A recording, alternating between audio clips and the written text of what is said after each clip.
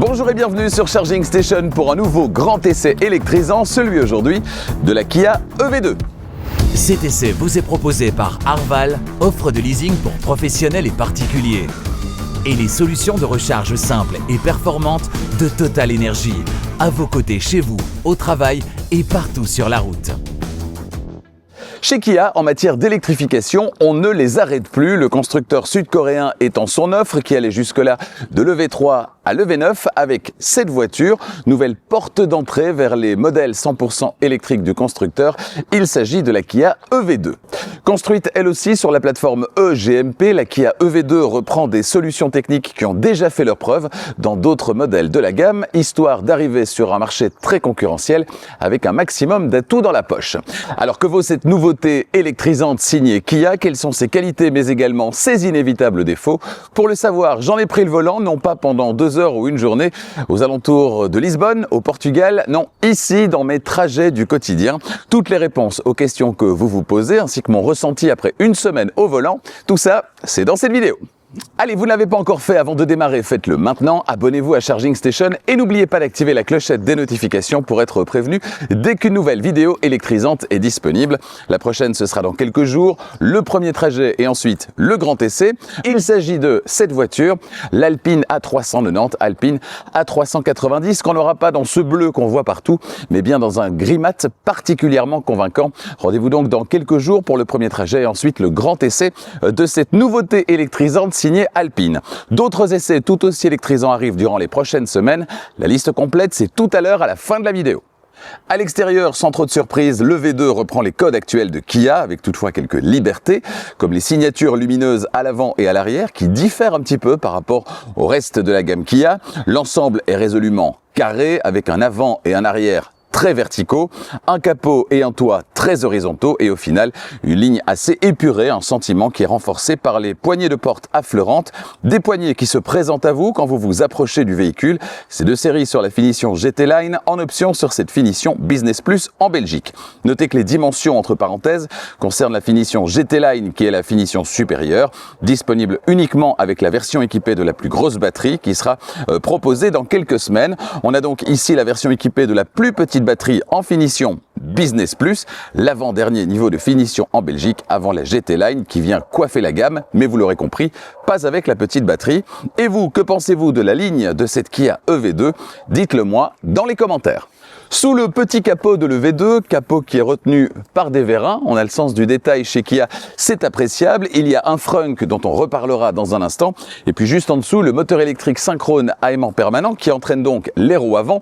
C'est une traction puissance développée, elle est différente selon que vous êtes avec la petite ou la grosse batterie. Et c'est avec la petite batterie, c'est-à-dire celle essayée cette semaine, et bien que vous avez la plus grande puissance, 147 chevaux. Ce sera 136 avec la plus grosse batterie. Alors 147 chevaux, ça peut paraître peut-être un peu juste, hein. C'est vrai que les voitures électriques en ce moment c'est un peu la course au nombre de chevaux. Ici ce n'est pas le cas et je peux vous dire que 147 chevaux avec une voiture qui pèse finalement pas trop lourd, bien sûr c'est une voiture électrique, donc une voiture lourde, mais comme on est sur un petit gabarit, on est quand même sur un poids qui reste relativement mesuré. Et puis on a une voiture électrique, ça veut dire un couple lié à l'électrique, un couple disponible immédiatement, une puissance disponible immédiatement, et donc des accélérations qui seront toujours très très vives, notamment sur son terrain de jeu de prédilection, à savoir en ville. Concernant le poids, entre 1620 et 1725 kg, ça c'est pour la petite batterie. Avec la grosse batterie, ce sera entre 1625 et 1745 kg.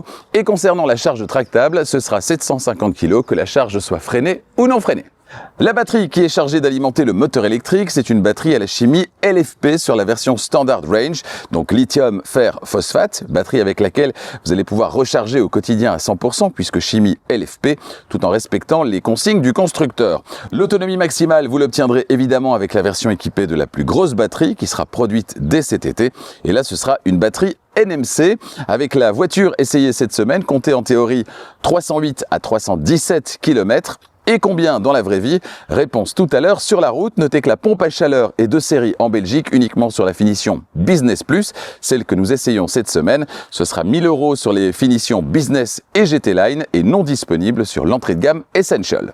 Pour recharger la batterie qui se trouve évidemment sous le plancher entre les 4 roues, on a les connecteurs qui se trouvent ici, connecteurs de type 2 en partie supérieure pour la recharge sur le courant alternatif, celui qui circule dans nos rues et dans nos maisons, c'est la recharge du quotidien. Et puis on évoquera dans un instant le connecteur combo CCS, c'est-à-dire la somme des deux connecteurs avec une petite porte qui s'ouvre ici, c'est très pratique plutôt que d'avoir un cache qui pendouille. Concernant le connecteur de type 2, il est relié à un chargeur embarqué de 11 kW de série, mais en option, vous pouvez opter pour le pack 22 kW et dans ce cas-là, vous obtiendrez une recharge plus rapide évidemment. Ce qui peut être intéressant, cette voiture, elle a essentiellement une vocation urbaine, périurbaine, et là où on trouve des chargeurs dans l'espace public qui peuvent monter sur le courant alternatif jusqu'à 22 kW, c'est précisément en ville. Donc si vous êtes à proximité de ces chargeurs, si vous n'avez pas la possibilité de recharger chez vous, eh bien c'est intéressant de prendre cette option 22 kW, d'autant plus qu'elle amène en plus une prise classique à l'arrière de la console centrale, une prise qui vous permettra d'alimenter des appareils électriques externes, de travailler à bord de votre voiture, à l'arrière par exemple, d'y brancher votre ordinateur ou n'importe quel autre appareil électrique dans la limite de la puissance fournie évidemment. Si vous ouvrez la petite porte, là vous avez la somme des deux connecteurs, donc c'est le connecteur combo CCS pour la recharge sur le courant continu, et là le constructeur annonce avec cette version 29 minutes pour passer de 10 à 80% de capacité de batterie. Est-ce que dans la vraie vie ça se vérifie? J'ai testé pour vous, regardez. Je suis à une station de recharge Total Energy que j'ai pu localiser facilement grâce à l'application Charge Plus de Total Energy. J'ai ma carte de recharge Charge Plus. Je vais tout de suite la passer devant le petit lecteur et démarrer la recharge. Allez, c'est parti. Je scanne la carte.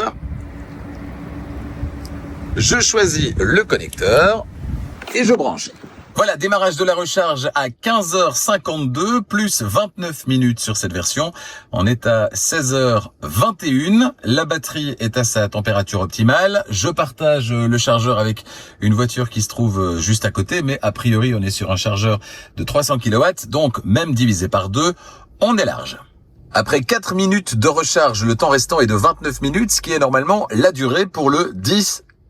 Donc on serait plus sur 33 minutes que sur 29 minutes, à vérifier évidemment dans la suite. Au niveau de la puissance de recharge, je le disais, la température de la batterie est optimale.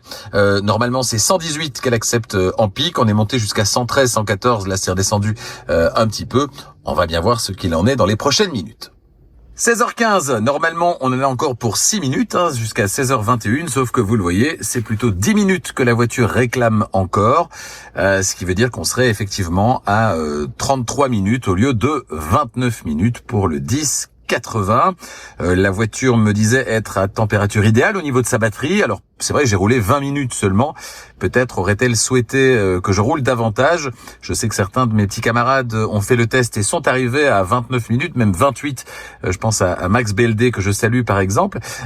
Ici, ce sera forcément un petit peu plus. En tout cas, ça a l'air de se profiler comme ça. On verra quel est le résultat final dans quelques minutes. Alors ça c'est intéressant, on est sur la fin et c'est là que la recharge s'accélère un petit peu. Les minutes descendent plus vite que toutes les 60 secondes. C'est une bonne nouvelle, ça veut dire que regardez 17 plus 6, on serait donc à 23 au lieu de 21, 16h23 au lieu de 16h21. On rattrape le retard. Donc peut-être un petit espoir. Regardez, hop, 5 minutes. Eh bien oui, on assiste bien à une remontada, un petit coup de pédale supplémentaire qui fait que la recharge s'est un petit peu accélérée par rapport à la moyenne de cette session. Il fait 15 degrés à l'extérieur, donc des températures relativement favorables à la recharge. On est à presque 80%, il manque un petit pourcent, la voiture annonce encore 1 minute, il est 16h20, donc dans tous les cas, elle va respecter le contrat, puisque au pire à 16h21, au mieux à 16h20 encore, eh bien elle atteindra les 80%. 16h21, la recharge vient de se terminer et voilà, on est à 80%, la mission est parfaitement respectée, le contrat il est rempli, on est bien à 29 minutes pour passer de 10 à 80% avec 15 degrés à l'extérieur, un démarrage qui était un petit peu en dessous en termes de moyenne, on avait une prévision qui annonçait un petit peu plus que 30 minutes et au final on l'a réalisé exactement dans la valeur indiquée par le constructeur, 29 minutes pour passer de 10 à 80%. 80% alors que la voiture n'a préconditionné sa batterie que pendant un court trajet, un trajet de 20 minutes environ. C'est plutôt pas mal. Voilà, je viens de débrancher, je vais laisser la place au suivant. Si vous voulez plus d'informations concernant les solutions de recharge de Total Energy, recharge sur la route avec le plus grand réseau et le plus grand nombre de bornes disponibles, recharge à la maison également, eh bien rendez-vous sur le site internet de Total Energy via le lien que je vous mets dans la description. Je reprends la route. Petite précision tout de même concernant le pack 22 kW V2L, eh bien c'est uniquement disponible en Belgique en tout cas sur les deux finitions supérieures, Business Plus et GT Line, et ça c'est peut-être un peu dommage. L'ouverture du haillon, elle est manuelle. Sur une voiture de cette catégorie, on n'attend pas forcément une ouverture à assistance électrique. Le volume disponible varie selon que vous prenez l'option 4 places, banquette 50-50 coulissante, comme dans cette voiture d'essai, ou que vous restez sur une configuration 5 places de série. Le minimum, ce sera en configuration 4 places, banquette reculée au maximum, 321 litres. Le maximum, ce sera la configuration 4 places toujours, banquette avancée, 403 litres. La configuration 5 places de série propose un volume intermédiaire, c'est-à-dire 362 litres. Attention, cette version 4 places n'est pas disponible en France. En Belgique, c'est une option disponible uniquement sur les deux finitions supérieures.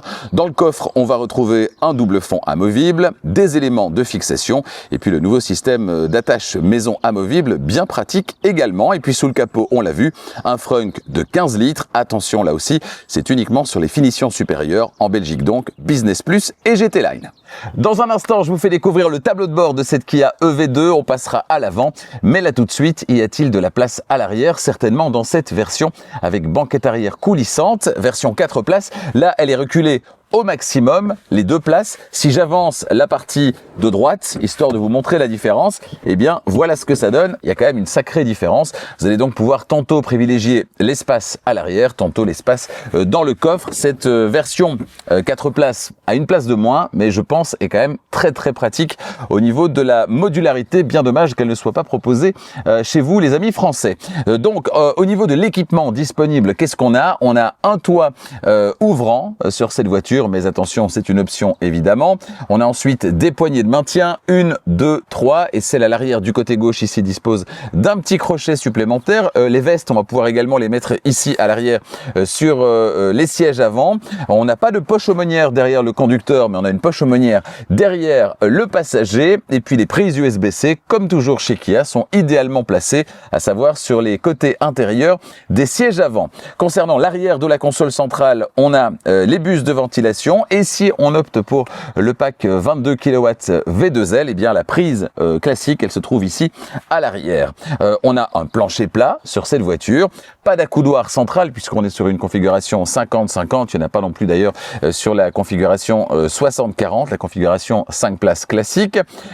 Par contre, de l'espace du coup, on en a. Au niveau de la tête, alors là c'est un petit peu limite, mais il y a une solution que je vous dévoile dans un instant. Au niveau des genoux, c'est parfait. Les cuisses repose moyennement sur la banquette, mais bon, on va dire que c'est convenable. On va pas traverser la France comme ça, mais c'est tout à fait convenable. Et franchement, 2 fois 1m90, 1m90 dans ce format-là, c'est quand même plutôt chouette. Rares sont les voitures qui le permettent, certainement des voitures de cette taille, en proposant une belle modularité comme celle-ci.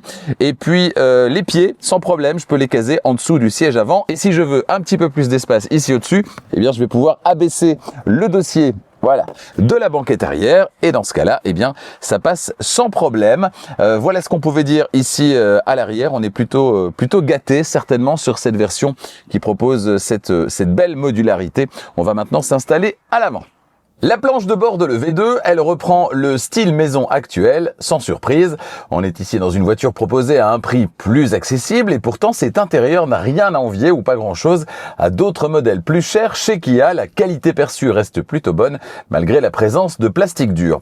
Le plus qui amène un côté cosy, c'est la présence de tissu sur la planche de bord. C'est très agréable à regarder et au toucher. Attention, les finitions d'entrée de gamme doivent s'en passer. Et puis concernant les surfaces dures sur les portières par par exemple, il y a une vraie recherche au niveau de la texture, ce qui rend finalement l'ensemble assez sympa. La disposition à 3 écrans, ce n'est pas nouveau chez Kia, et même si on peut regretter que l'écran central dédié à la climatisation soit masqué par le volant, il a le mérite avec les touches sur la planche de bord d'éviter de devoir aller systématiquement fouiller dans l'écran d'infodivertissement pour activer le désembuage par exemple ou régler la température. Et vous, que pensez-vous de cet intérieur? Eh bien dites-le moi dans les commentaires. La description de la planche de bord de cette voiture, c'est parti avec la portière conducteur, en partie haute la commande d'ouverture avec le petit Have a nice day bien sympa. Et ensuite le volant chauffant sur 2 niveaux et le siège chauffant sur 3 niveaux. Selon le niveau d'équipement, vous pourrez aussi commander à partir d'ici les sièges ventilés sur 3 niveaux et les 2 mémoires de position du siège. Mais attention, ce n'est pas disponible en Belgique. En partie intermédiaire, la poignée de fermeture, les vitres et rétroviseurs électriques rabattables à la demande et le verrouillage centralisé. Plus bas, le vide-poche de taille correcte, on peut y glisser une bouteille, mais qui ne dispose pas d'un fond antidérapant. À gauche du volant sur le tableau de bord, le réglage de l'assiette des phares, le frein de parking électrique et la désactivation de l'ESP, et plus bas l'ouverture du capot. Le volant est à réglage manuel évidemment. À gauche, les aides à la conduite, régulateur de vitesse adaptatif, conduite assistée, la personnalisation des infos de l'écran instrument et plus bas, les modes de conduite, éco, normal, sport et snow, c'est-à-dire neige. À droite, la commande vocale, les commandes audio, un bouton étoile personnalisable, le téléphone et le bouton mode qui permet de récupérer facilement la radio. Ici, c'est la radio, mais vous pouvez lui assigner ce que vous voulez dans les limites de la liste disponible. Derrière le volant, les palettes qui vont permettre de faire varier la récupération d'énergie, j'y reviens sur la route. Ensuite, les commodos, à gauche, les clignotants et les éclairages, et notamment la commande de basculement automatique feu de route, feu de croisement dont je reparlerai également sur la route. À droite, les essuie-glaces à l'avant et à l'arrière. À l'arrière, il est bien caché en dessous du béquet, mais il est bien présent. Ensuite, l'écran instrument d'une diagonale de 12,3 pouces qui est personnalisable. Alors comment? Via la petite touche menu sur le volant à gauche. Si j'appuie dessus, je vais pouvoir basculer d'un menu à l'autre, mais on va commencer par la petite roulette qui permet de voyager verticalement. Là, on a les infos de conduite trajet actuel. Ensuite, après la recharge et depuis réinitialisation, l'aide à l'autonomie, pression des pneus, et on a la vitesse instantanée qui est également affichée à gauche, donc ça n'a pas grand intérêt. Et si j'appuie sur le petit menu, eh bien là, je bascule de manière horizontale. Ici, on a la boussole parce qu'on n'a pas de destination entrée dans le système de navigation, mais donc c'est l'aide au niveau de la navigation. Et puis ensuite, les aides à la conduite, et via la touche OK, on peut rentrer dans les réglages. Pas d'affichage de tête haute évidemment dans cette voiture, mais je l'évoquais tout à l'heure, un écran pour gérer directement la clim sans passer par l'écran principal. Sa diagonale 5,3 pouces. Ensuite, un autre écran de 12,3 pouces. Il s'agit de l'écran central d'infodivertissement dont on va détailler le fonctionnement dans un instant. Plus bas, une ligne de commande qui malheureusement est peu lisible en plein jour quand il y a beaucoup de soleil sous certains angles. C'est vraiment dommage. On y retrouve le bouton de retour sur l'écran par défaut, l'accès à la carte du système de navigation, un raccourci vers la recherche d'une nouvelle destination, l'accès aux médias en cours de lecture, une nouvelle touche étoile personnalisable et l'accès aux réglages. Plus bas, entre les ouïes de ventilation, la commande de volume avec fonction mute via un appui court. Avec un appui long, vous éteignez l'écran d'infodivertissement complètement. Ensuite, au centre, les feux de détresse et de part et d'autre, les commandes physiques de chauffage et climatisation, température, puissance de la soufflerie, etc. Plus bas encore, la connectique. Et on est bien servi dans cette voiture d'essai avec 3 prises USB-C, dont 2 qui servent uniquement à recharger un appareil. Et juste en dessous, une prise 12 volts qui délivre 180 watts. Ensuite, la zone de recharge par induction pour un seul téléphone. Attention, pas sur toutes les finitions. Entre les sièges, un porte-gobelet fixe et un deuxième qu'on peut obtenir en utilisant les éléments amovibles avec dans la suite un rangement ouvert également sous la coudoir centrale. Sous la coudoir centrale, directement sous l'ouverture, eh bien 2 zones de rangement dont une semi-ouverte et 3 boutons, le auto-hold, le système de caméra et les capteurs de parking. La boîte à gants, enfin, elle est de contenance correcte, mais n'est pas recouverte d'antidérapant ou de feutrine. Voilà pour la description de l'intérieur de cette Kia EV2. Avant de parler du système d'infodivertissement, on va s'intéresser à la caméra de recul. Simple caméra de recul ici en Belgique, sans possibilité d'obtenir un système de caméra à 360 degrés, alors que c'est par ailleurs disponible en France par exemple. Dommage, étant donné que ce véhicule c'est essentiellement un véhicule à vocation urbaine et en ville, on aime bien avoir un système de caméra à 360 degrés. Encore une petite bizarrerie au niveau des configurations. C'est assez étrange. Le système fonctionne bien, hein, cela dit, la caméra propose une définition qui est tout à fait correcte, donc c'est plutôt sympathique. Ici, on a la vue de proximité. Si vous vous garez dans une place de parking avec un mur derrière, c'est très pratique. Et ici, la vue étendue, on va revenir sur la vue par défaut qui est celle-ci avec les capteurs qui s'affichent ici à droite. On revient sur le menu par défaut, menu que vous obtenez en appuyant ici sur le bouton Home. C'est le menu qui vous permet de naviguer d'une page à l'autre vers la droite avec différents widgets, notamment ici tout ce qui est météo, calendrier, sport, etc. C'est sans doute pas ceux que vous allez utiliser le plus souvent. Par contre, ici à gauche, on a le téléphone connecté, donc Apple CarPlay ou Android Auto. Ici, c'est Apple CarPlay. YouTube disponible également, des divertissements, des jeux et les paramètres. Et puis sur la première page, trois widgets plus importants, plus imposants également. Ici, la navigation, ici le média en cours de lecture et ici tout ce qui est lié au véhicule électrique. Bon, ensuite, qu'est-ce qu'on a ici en haut, paramètres du profil, manuel en ligne. Ici, tout ce qui est connectique et l'heure, la date ici. On peut descendre également ce menu. On a pas mal de petites options supplémentaires. On peut d'ailleurs personnaliser tout ça et si on le souhaite, en retirer ou en ajouter. Hein, c'est le principe de la personnalisation. Si je vais dans la partie audio, elle est plutôt bien organisée avec DAB, FM ici. On a les petits favoris qui se trouvent ici. La partie AM ici. Voilà, on revient ici. Apple CarPlay qui s'affiche en grand, vous le voyez, c'est très sympa. Je rappuie sur le petit bouton Home pour revenir sur ces menus par défaut. Et puis on va rentrer dans le système de navigation et introduire une adresse vers Marseille. Et on ne part pas avec la meilleure configuration possible puisque là la batterie en l'occurrence est à 18%.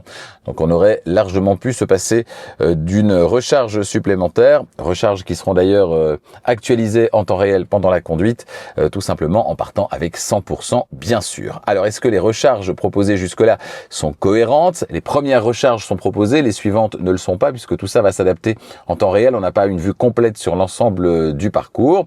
Alors ici on a un chargeur de 400 kW avec 0 stèle disponible. On passe de 10 à 76%, 76% en 25 minutes. Tout ça est cohérent. Mais la question est de savoir pourquoi nous emmener vers un chargeur qui n'a pas de stèle disponible. Sans doute, le système se dit-il que d'ici là, il y en aura.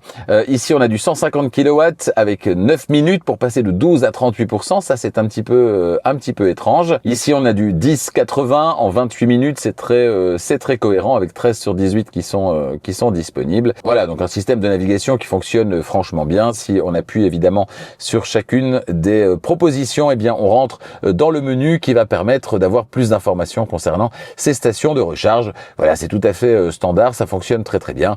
Rien à dire sur ce point, d'autant plus que la navigation avec arrêt de recharge, a priori, c'est pas quelque chose que vous allez utiliser très souvent avec cette voiture, même si cette voiture en est parfaitement capable. On rappelle que la vocation, elle est plutôt urbaine, périurbaine, mais on peut vouloir faire de temps en temps un long trajet, c'est tout à fait possible. Alors peut-être pas avec la version à petite batterie, hein, ce sera plus contraignant, mais sans doute avec la version à plus grosse batterie de manière beaucoup plus confortable. Pied sur le frein, vous devez appuyer sur le bouton EV, situé ici à l'intérieur du sélecteur de sens de marche pour réveiller la voiture, ce qui est toujours un petit peu dommage. Personnellement, j'aime bien quand la voiture se réveille en mettant juste le pied sur le frein et qu'il n'y a plus qu'à sélectionner D ou R avec le sélecteur de sens de marche. Et puis chez Kia, on aime bien aussi les petits avertissements qui apparaissent systématiquement au démarrage et qui font qu'on ne peut pas avoir tout de suite accès au menu du système d'infodivertissement. C'est vraiment superflu. Le bouton EV et ces petits messages à valider à chaque fois, c'est à chaque fois des tout petits coups de canif dans l'ergonomie dont on se passerait bien. C'est pas dramatique, mais on peut s'en passer. L'expérience pourrait être plus fluide avec finalement pas grand chose à modifier. Les sièges qui équipent cette voiture d'essai sont les sièges optionnels beige, en tissu et simili-cuir. De série, c'est du tissu uniquement et c'est moins lumineux puisque c'est du gris foncé. Sur GT Line, par contre, c'est du 100% simili-cuir avec un mélange de beige et de gris foncé. En fonction des finitions, vous pourrez avoir des sièges à réglage électrique, des sièges et un volant chauffant sont aussi disponibles ou pas, selon donc les finitions. Le confort et le maintien proposés sont très bons, et le fait d'avoir un réglage en hauteur de l'avant de l'assise est un vrai plus, notamment pour les grands gabarits dont je fais partie. Le V2 a définitivement le sens de l'accueil, et ça, c'est vraiment chouette.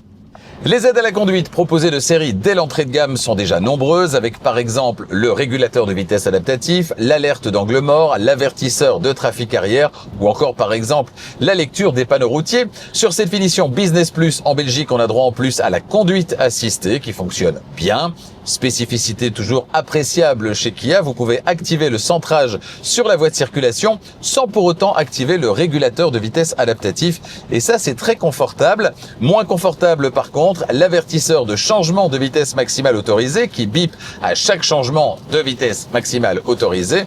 C'est assez pénible et bien que ce ne soit pas une obligation légale, eh bien, il se réactive à chaque démarrage. Et pour le couper, il faut passer par les menus du système d'infodivertissement. Alors, renseignement pris auprès de Kia, ce serait une anticipation sur ce modèle des prochaines normes qui vont entrer en vigueur à partir de cet été. Waouh! J'ai vraiment hâte. Le capteur d'attention du conducteur est aussi trop peu permissif. Pour le couper, là aussi, il faut aller dans les menus. On a connu plus ergonomique. Franchement, une demande qu'il y a, et certainement si les normes qui arrivent sont aussi pénibles, créer un menu comme le My Safety Perso de Renault Dacia, menu qui fixe une bonne fois pour toutes les réglages préférés du conducteur, notamment en matière de bip, et qu'on peut rappeler facilement via, par exemple, en appuyant sur la touche étoile ici, qui est déjà là sur le volant. Franchement, ce serait vraiment génial, pour autant que ça aussi, ce soit toujours autorisé. Et puis, dernière petite chose, quand au bout de 2 heures, la voiture vous rappelle à l'ordre en vous disant de faire une pause, ok, mais être systématiquement cette semaine rappelé à l'ordre au bout de parfois 10 minutes ou un quart d'heure, sans même avoir bâillé, c'est un petit peu exagéré.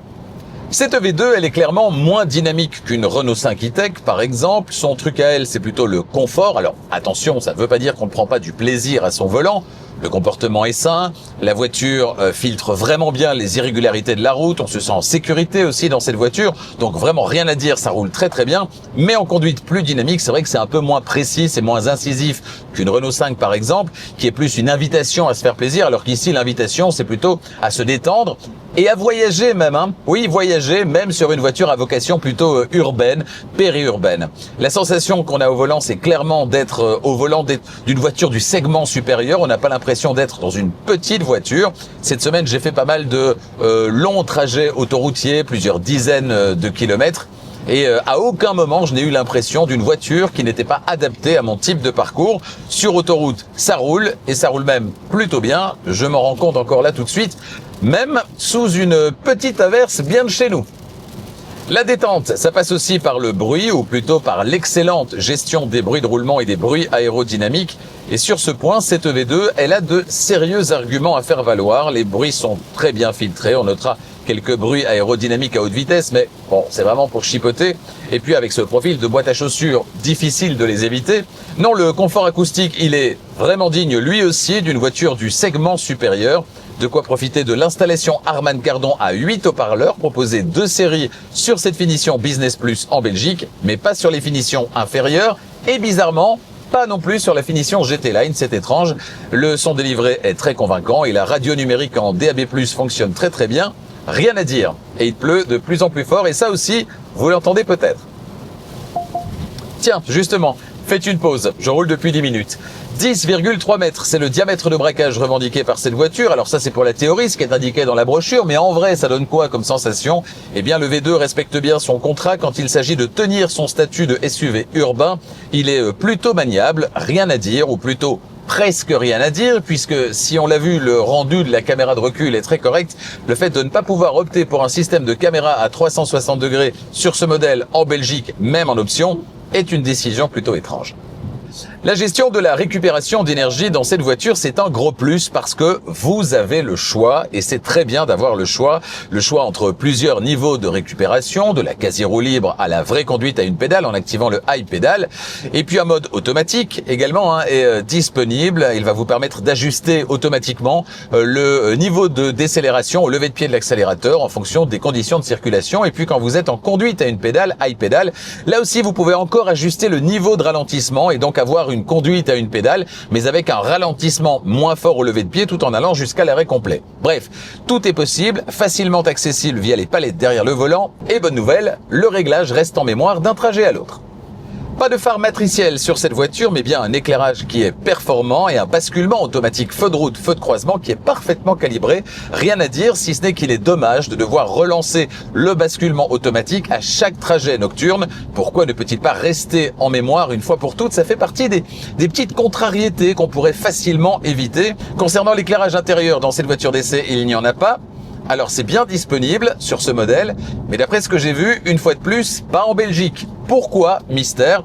Enfin, mystère, pas tout à fait. J'ai posé la question à Kia et la réponse c'est pour contenir le prix. Alors sauf qu'on pourrait le proposer en option, libre à chacun d'opter ou pas pour ce système. L'autonomie théorique entre 308 et 317 km en cycle mixte norme WLTP sur cette version de la Kia EV2. Étant donné qu'on a ici un véhicule qui est très bien équipé, et notamment de jantes de 18 pouces, ce qui va pénaliser, comme toujours, la consommation et donc l'autonomie par rapport à des jantes plus petites de série. La valeur théorique est donc la valeur basse, ici avec ce véhicule d'essai 308 km. J'ai opté la plupart du temps pour une conduite tranquille, tout en conduisant de temps à autre de manière plus dynamique. Et cette semaine, il a fait entre 3 et 20 degrés au thermomètre sur l'ensemble de la semaine. J'ai parcouru au total plus de 500 km avec au moins 2 trajets par jour de 50 km. Mes trajets domicile-travail du quotidien avec à chaque fois une remise à température du véhicule qui dort dehors chez moi et dans un garage fermé sur mon lieu de travail. Des trajets domicile-lieu de travail qui se font majoritairement sur autoroute en ce qui me concerne. Je vous le rappelle, c'est important. En tenant compte de tous ces paramètres, je suis arrivé à une moyenne de 16 kWh au 100. Et cette valeur, elle va m'autoriser 260 km sur une recharge complète avec cette version à petite batterie, donc de 100% à 0%, dans les conditions de parcours et de météo de cette semaine. Voilà qui est finalement assez proche de la valeur WLTP de 308 km revendiquée par cette version suréquipée, certainement en sachant que j'ai été vraiment beaucoup sur autoroute cette semaine. Franchement, c'est plutôt pas mal comme résultat. Et puis, si vous avez besoin de plus d'autonomie réelle, vous pourrez toujours compter sur la version avec grosse batterie qui vous proposera une valeur WLTP qui, elle, est supérieure à 400 km. Voilà, on va se retrouver maintenant à l'extérieur, ça tombe bien, il arrête de pleuvoir, on va parler maintenant du prix de cette voiture et puis la conclusion de cet essai. Me voici de retour à l'extérieur avec les prix pour la Belgique et la France. Au moment de boucler cet essai, les prix n'étaient pas encore disponibles sur le configurateur en ligne en Suisse. Cette voiture d'essai est donc une version à petite batterie dans la plus grande finition disponible avec la petite batterie, c'est-à-dire la finition Business Plus en Belgique. Prix de départ 32 990 €, 32 990 €. Les options dont cette voiture est équipée, le pack style à 1500 € avec le toit ouvrant, les jantes de 18 pouces, les vitres arrière surteintées, les poignées motorisées et des inserts chromés extérieurs. Le pack 4 sièges, c'est 400 €. La sellerie beige, 500 €. Attention, elle est uniquement disponible sur la version à 4 places. Et puis la peinture métallisée, c'est 750 €. Prix total de cette voiture d'essai en Belgique, 36 140 €. Surfez sur le site internet de Kia qui correspond à votre pays, configurez votre EV2 idéal et déterminez votre prix. Attention, les versions et niveaux d'équipement diffèrent fortement d'un pays à l'autre. Consultez le site internet qui correspond à votre pays ou votre concessionnaire le plus proche pour avoir les informations les plus précises. À signaler tout de même Kia qui souhaite marquer le coup à l'occasion du lancement de ce EV2 en proposant une remise de lancement intéressante qui fait baisser sensiblement le ticket d'entrée. C'est pour l'instant moins 3 400 €, soit 23 290 € en Belgique pour les particuliers. Au Luxembourg, en tenant compte des aides gouvernementales, le prix chute à 16 490 €. Et en France, puisque la voiture est produite à Žilina, en Slovaquie et donc en Europe, eh bien vous avez droit au bonus écologique. Ce sera même le bonus maximal avec la version grande autonomie, puisque là, la batterie sera également produite en Europe. Toujours concernant le prix, Arval, partenaire de Charging Station, vous propose des solutions de location longue durée, de leasing pour les entreprises, mais également pour les particuliers, avec au moins 2 avantages. Le premier, eh bien, c'est que la formule, c'est du tout compris. Tous les mois, vous payez un montant qui est toujours le même. Et dans ce montant, il y a la mise à disposition du véhicule, mais également tous les frais qui gravitent autour, comme l'entretien, notamment le remplacement des pneus ou encore les taxes. Tout ça est compris et donc vous payez du premier au dernier mois exactement exactement le même montant pour profiter de votre véhicule. Et puis, deuxième avantage, c'est la valeur résiduelle. Combien vaudra cette voiture dans 2 ans, 3 ans ou 4 ans au terme du contrat? Eh bien, bien malin est celui qui peut le déterminer aujourd'hui. Et bonne nouvelle, avec une formule de location longue durée, ce n'est pas vous qui prenez le risque de la valeur résiduelle, c'est la société de leasing. À la fin du contrat, tout ce que vous avez à faire, peu importe la décote subie par la voiture, eh bien, c'est simplement remettre la voiture et les clés. Vous ne vous occupez de rien, vous ne prenez donc aucun risque. Si vous voulez vous renseigner, un renseignement n'engage à rien, eh bien, rendez-vous sur le site internet d'Arval qui correspond à votre pays. En conclusion, oui, globalement, cette Kia EV2 est une réussite. Est-ce qu'alors j'ai passé une excellente semaine à son volant?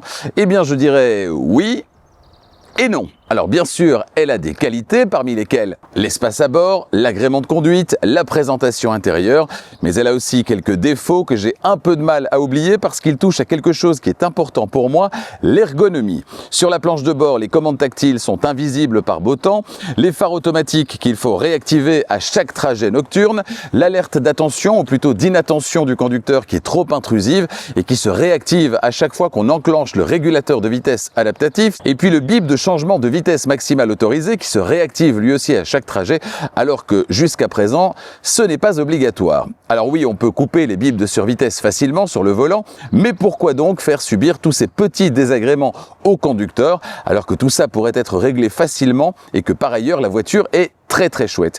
À quand un menu à la My Safety Perso de Renault Dacia pour tout choisir une fois pour toutes et pouvoir rappeler la configuration via une touche au volant? C'est tellement plus intuitif que de devoir se battre systématiquement avec l'écran d'infodivertissement pour couper tout ce qui se réactive par défaut. Bref, tout ça, ce sont des petites choses, mais des petites choses pas si insignifiantes que ça au quotidien. Ça m'a frustré, clairement, mais ça n'enlève rien aux nombreuses qualités de cette voiture qui pourra d'ailleurs être pour certains la seule voiture du ménage grâce à sa grande polyvalence. À bientôt sur Charging Station pour d'autres essais électrisants. Le prochain, je vous l'ai dit, ce sera la semaine prochaine. Premier trajet et ensuite grand essai chez Alpine de l'A390 à 390. J'en ferai le tour pendant une semaine et vous saurez tout dans le grand essai. Durant ce mois d'avril toujours, on ira chez Tesla avec la version d'entrée de gamme de la Tesla Model 3. J'en prendrai là aussi le volant pendant une semaine, histoire de détailler pour vous. Est-ce que c'est encore une Tesla Model 3? Eh bien, je tenterai de répondre à cette question.